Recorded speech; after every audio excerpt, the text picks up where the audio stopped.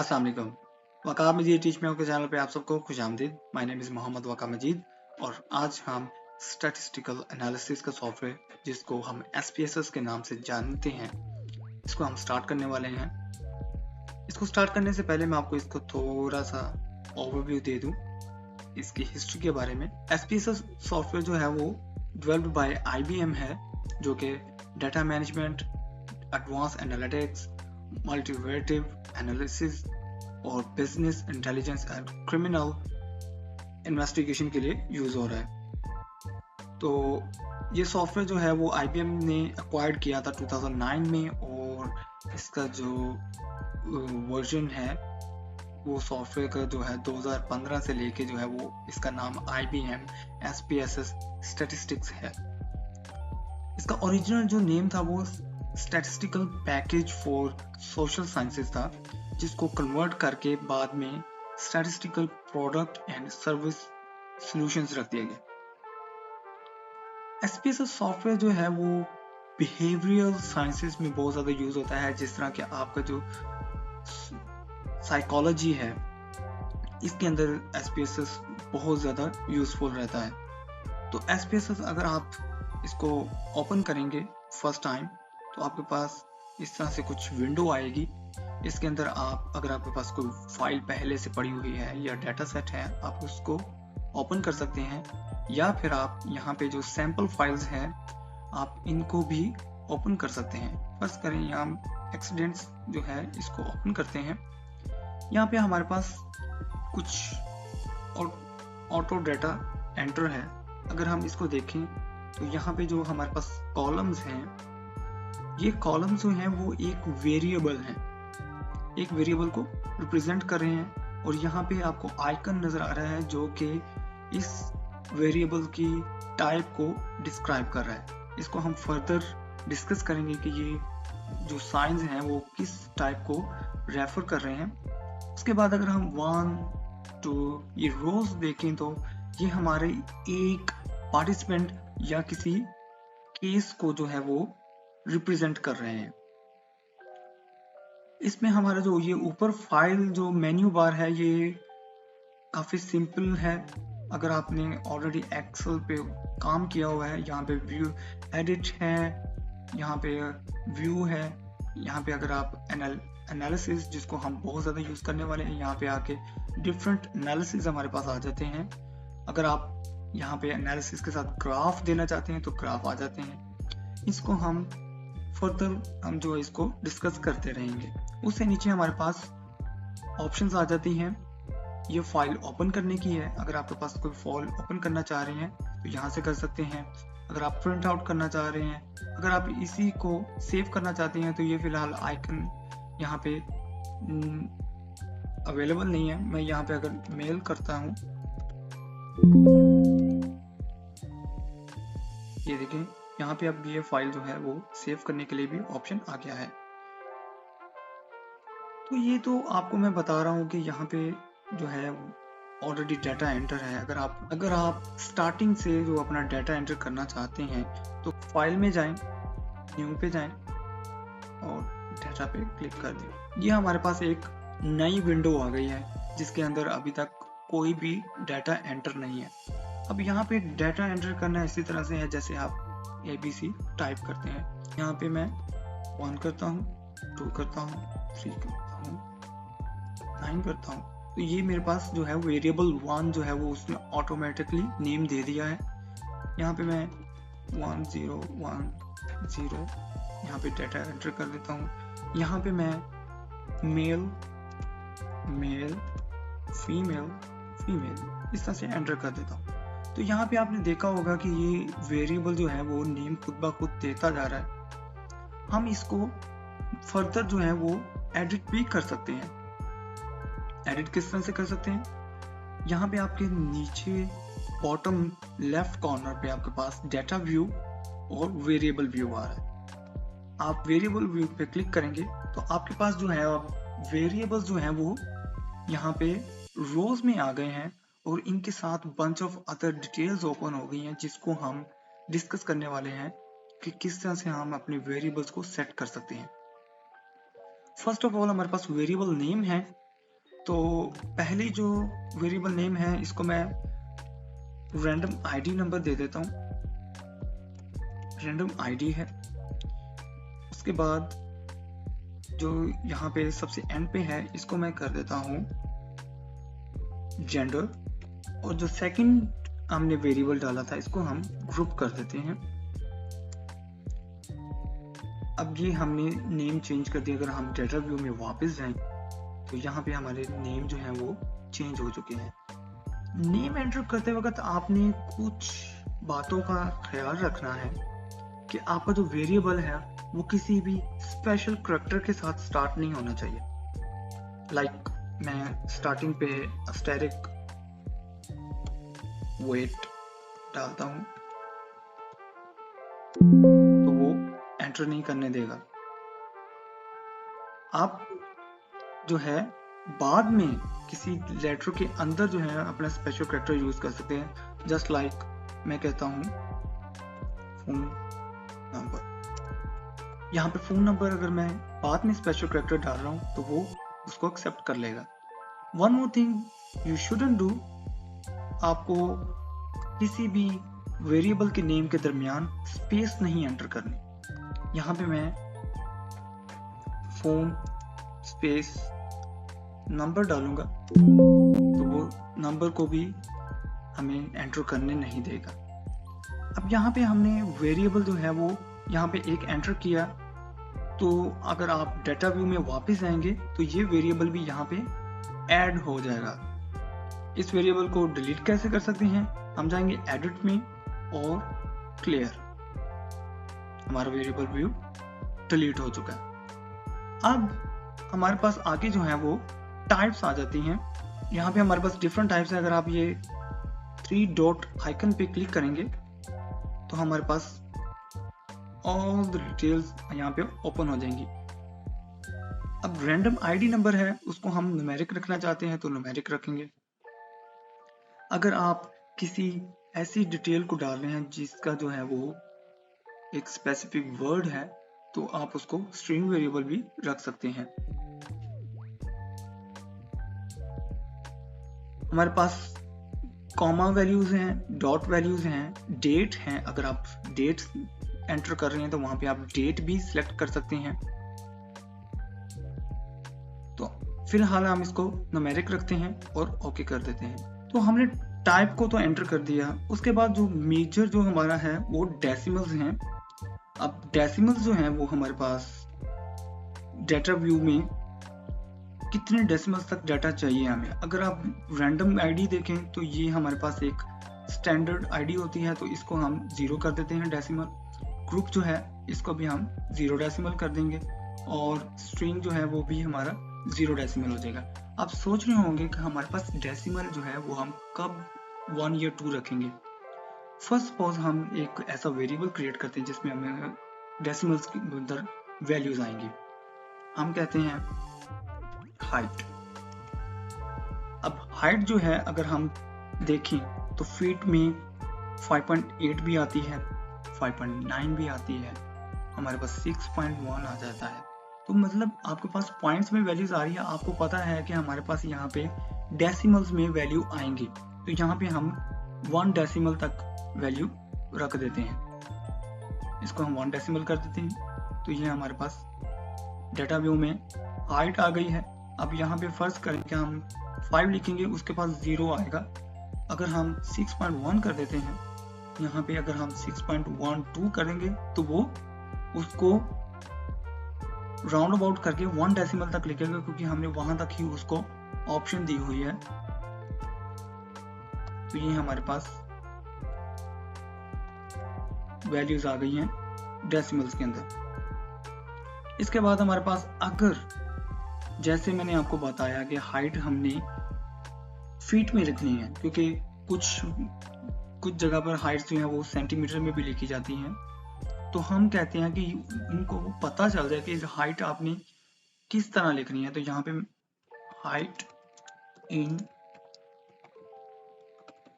Feet इसको enter करेंगे। यहाँ पे लेबल हमने ऐड कर दिया।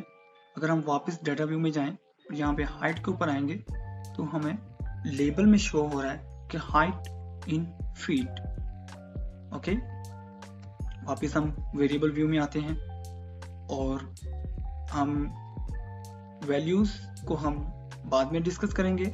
उससे पहले जो है वो कॉलम को डिस्कस कर लेते हैं। अब कॉलम में आप देखा होगा कि हमारी जो वैल्यू है वो 1 सेट है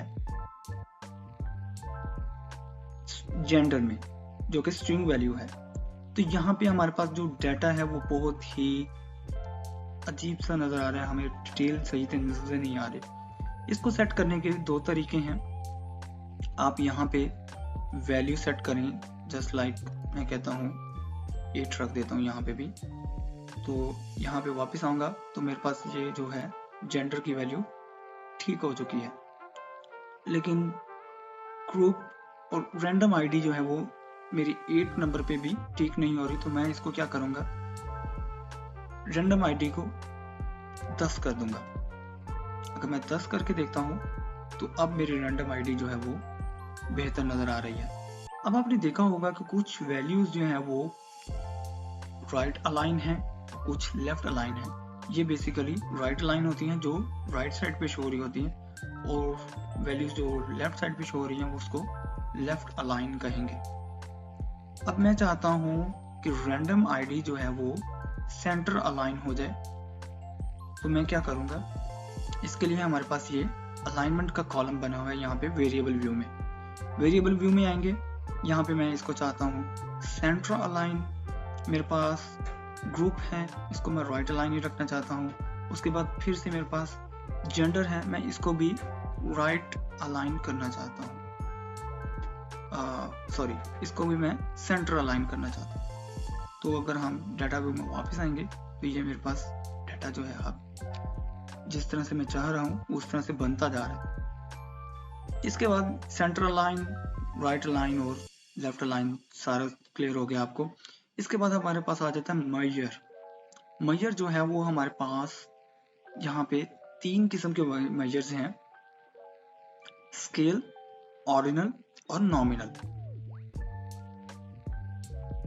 यहाँ पे जो हमारे पास अगर हम स्टैटिस्टिक्स में देखें तो हमारे पास 4 किस्म के जो हैं वो वेरिएबल हो सकते हैं। एक नॉमिनल होता है, एक ऑर्डिनल होता है, एक हमारे पास स्केल होता है और एक होता है रेशियो।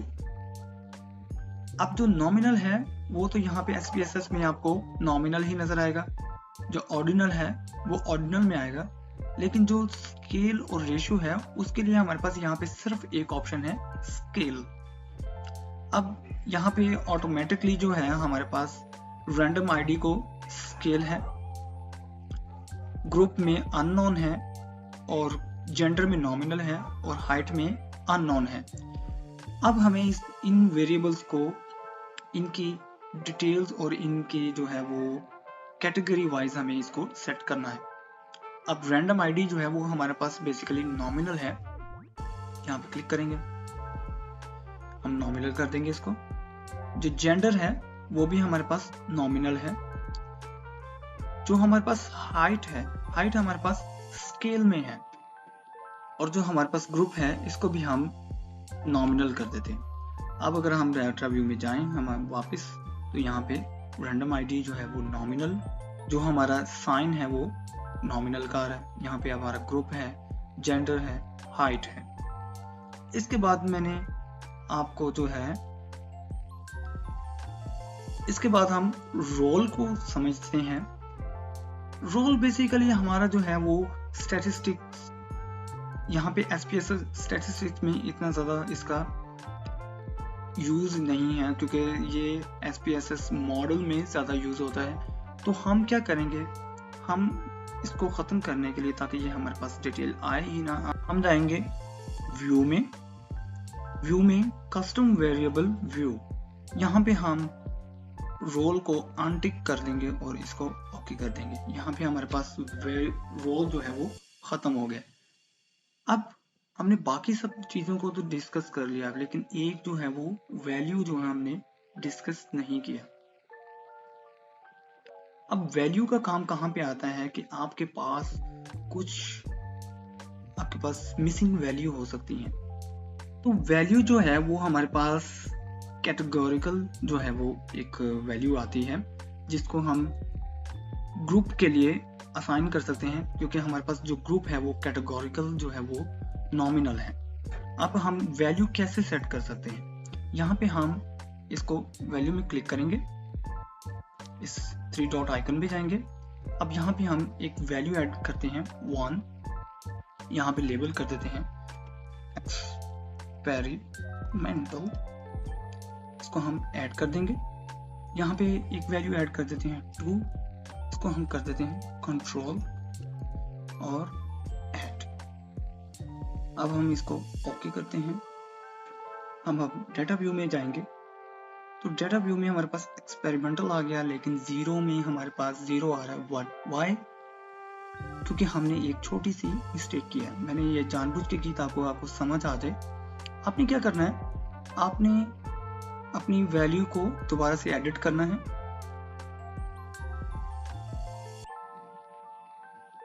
और यहाँ पे आपने कंट्रोल पे क्लिक करके इसको यहाँ पे 2 की जगह 0 करना है और चेंज पे क्लिक कर देना है। इसको आप ओके करेंगे, डेटा में जाएंगे। अब हमारे पास जो ग्रुप्स हैं वो कंट्रोल और एक्सपेरिमेंटल आ रहे हैं।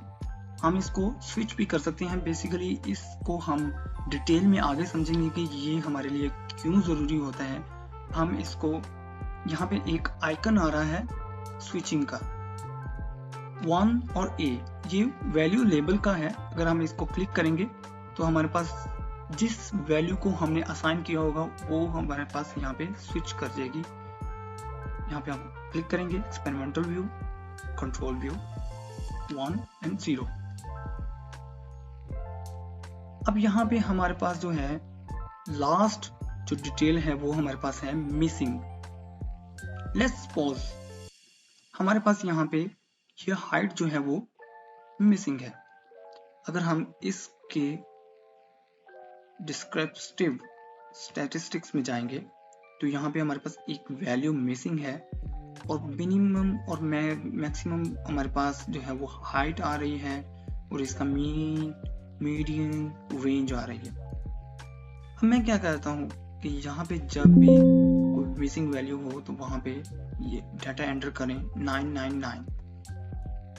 अगर हम दोबारा इसके जो है स्टैटिस्टिक्स में जाएंगे तो यहाँ पे हमारे पास जो है वो मिसिंग वैल्यू कोई नहीं है, लेकिन मैक्सिमम वैल्यू जो वो 999 है और हाइट हमें पता है कि 999 फीट टॉल नहीं हो सकती। तो हम क्या करेंगे, हम वापस जाएंगे अपने डाटा व्यू में। यहाँ पे हमने 999 लिख दिया। हम वेरिएबल व्यू में जाते हैं, हाइट में जाते हैं और यहाँ पे डिस्क्रीट मिसिंग वैल्यू में 999 एंटर कर देते हैं। एंटर करेंगे। अब हम अगर हम इसके दोबारा स्टैटिस्टिक्स में जाएंगे तो ये देखें हमारे पास जो वैल्यूज हैं वो ठीक हो चुकी हैं और मिसिंग वैल्यू एक आ रही है।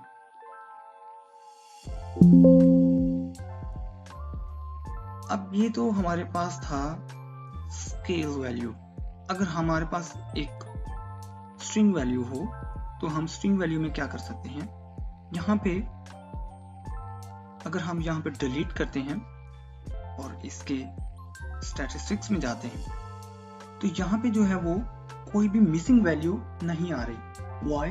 बिकॉज स्ट्रिंग वैल्यू में अगर आपकी कोई डाटा खाली भी है तो वो उसको एक वैल्यू मानता है, उसको मिसिंग वैल्यू नहीं मानता। तो अगर हमने कहीं पे डाटा मिस कर दिया तो उसको हम चाहते हैं कि वो यहाँ पे मिसिंग वैल्यू शो करे स्ट्रिंग वैल्यू का, तो हम क्या कर सकते हैं, हम वेरिएबल व्यू में वापस आएंगे।